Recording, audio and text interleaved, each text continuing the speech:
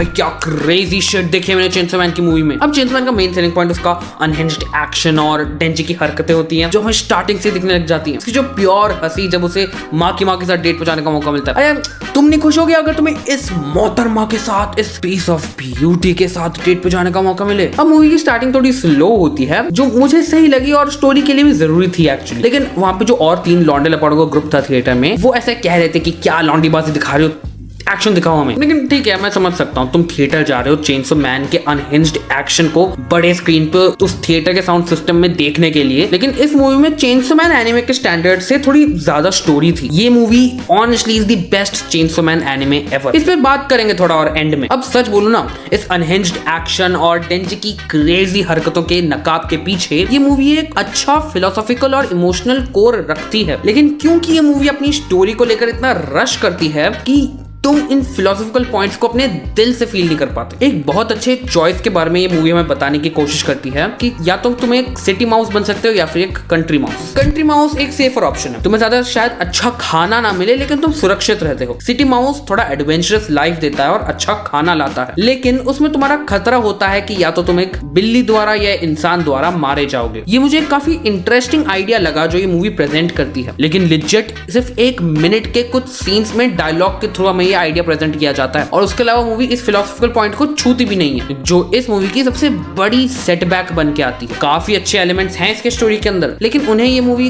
काफी cut short रखती है क्योंकि उसे अपने एक्शन को शो ऑफ करना होता है एंड उसे देखने में भी बड़ा मजा आती है। एंड इनफैक्ट एक्शन जितनी ही क्रेजी चीज भी हुई मेरे साथ। मैं लेट पहुंचने वाला बंदा थिएटर पहुंचा 10 बजे 10:30 के शो में। मैन ऑफ कल्चर के पॉडकास्ट में तो सुना था, लेकिन मेरे साथ पहली बार हुआ ये कि मैं टिकट बुक करने गया और उन्होंने मनाही कर दी ये बोल के कि कस्टमर नहीं है। क्या इसका मतलब यह है मैं बड़ा रिव्यूअर बन चुका हूँ? अब मैं फुल डिप्रेस्ड कि मैं फर्स्ट डे चेनसो मैन की मूवी कैसे देखूंगा। और तभी 3 लौंडे लपाड़े आते हैं जिनको भी चेनसो मैन देखनी थी, तो हम चारों के लिए वो लोग मूवी लगा देते हैं। अब 10:35 को टिकट कटाकर हम ऑडी के अंदर जाते हैं तो देखते हैं मूवी चालू हो रखी है और शुरुआत मिस कर दी मैंने। अरे भाई, जब हम हैं ही 4 लोग मूवी देखने के लिए तो हमारे ऑडी में पहुंचने के बाद तुम शो स्टार्ट कर देते।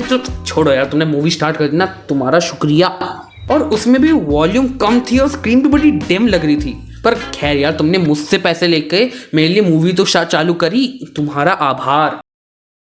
अब कुछ मोमेंट्स में ये मूवी एब्सोल्यूट स्पेक्टिकल बन जाती है एंड शायद ऐसा पहली बार हुआ कि मुझे किसी एनिमे की स्टोरी बोर्डिंग, मतलब जिसमें वो सीन्स का रफ स्केच बनाते हैं, उसके लिए तारीफ आ रही है। एक सीन आता है जिसमें लड़ाई के बीच में ही वो चेनसो मैन और बॉम्ब डेविल रुक जाते हैं। बॉम्ब डेविल बिल्डिंग के अंदर है, चेनसो मैन बिल्डिंग के बाहर एक पोल से लटका हुआ और उनको कॉन्वो चल रहा है और चेनसो मैन ने से एक हाथ से पकड़कर पोल को लटका हुआ और उसकी शर्ट की बटनें खुली हुई हैं और इतना कूल लगता है वो सीन, मेरे दिमाग में छप गया वो। अब एक्शन दिखाने के लिए इन्होंने काफी और चीजों को रश करा, लेकिन थैंकफुली रेजे और डेंजी के डायनामिक को उन्होंने ज्यादा रश नहीं करा। जब मूवी में डेंजी और रेजे पहली बार मिलते हैं एक दूसरे से तो हम लेजिट 5 मिनट बिताते हैं अलग अलग एंगल से उनकी कन्वर्सेशन को देखते हुए, जिसमें डेंजी को रेजे का चेहरा उतना अच्छे से दिख नहीं रहा उसके बालों की वजह से, और जब उसका चेहरा हमें भी क्लियरली दिखता है तब पूरा का पूरा फ्रेम ही इतना ब्राइटन अप हो जाता है जैसे डेंजी की दुनिया रोशन से भर गई हो। ऑनेस्टली 5 मिनट बिताना इन दोनों के मीटअप पे चेनसो मैन के लिए एक बहुत बड़ी बात है। तुम खुद बताओ, जब कोई चेनसो मैन की बात करता है तुम्हें क्या याद आता है, उसकी स्टोरी या फिर उसका क्रेजी एक्शन? प्रोबेबली तुम्हारा जवाब होगा एक्शन। होपफुली, वरना ये पॉइंट वैलिड ही नहीं है। मेरे कहने का मतलब ये है कि चेनसो मैन अपनी स्टोरी पे कभी इतना ध्यान ही नहीं देता कि तुम्हें उसकी अनहिंज्ड एक्शन और कैरेक्टर्स की क्रेजी हरकतों के अलावा कुछ याद भी रहे। जैसे डीमन स्लेयर का भी मेन सेलिंग पॉइंट उसका एक्शन ही है, लेकिन तब भी तुम्हें उसकी स्टोरी याद रहती है। काफी लोगों की उसकी स्टोरी काफी इंपैक्टफुल रहती है एंड से कुछ मोमेंट्स आते हैं उसकी स्टोरी के जो तुम्हारे साथ भी रह जाते हैं, लेकिन चेनसो मैन के साथ तुम्हें स्टोरी याद ही नहीं रहती। वो छोड़ो, मैं एक सेकंड के लिए मेन विलन ही भूल गया था। ये याद था कि किसी डेविल को मारना है, लेकिन यही भूल गया था कि